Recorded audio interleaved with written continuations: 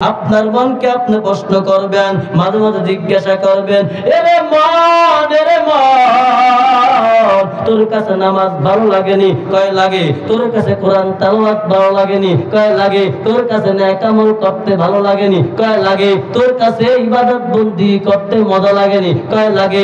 আলেম ওলামাদেরকে দেখলে তোর মহাব্বত বাড়েনি? কয় বাড়ে। যেই সব আল্লাহ তাআলা যেই সব বলছে করো, যেই সব বলছে করো না, আল্লাহর কোরআনের প্রতি শ্রদ্ধা আসেনি? কয় আসে। রাসূলুল্লাহর প্রতি ভালোবাসা আসেনি? কয় আসে। মসজিদ মাদ্রাসা দেখলে তোর ভালো লাগেনি? কয় লাগে। মাহফিল ঘন ঘন হইলে তোর মনটা খারাপ হয় না?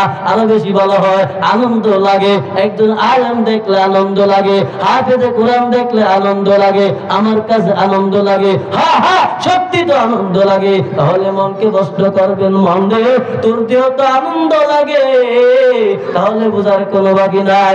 অবশ্যই তোর দেহের মধ্যে যা ঢুকছে হালাল ঢুকছে, ঢুকতাছে। কন্যা সুবহানাল্লাহ।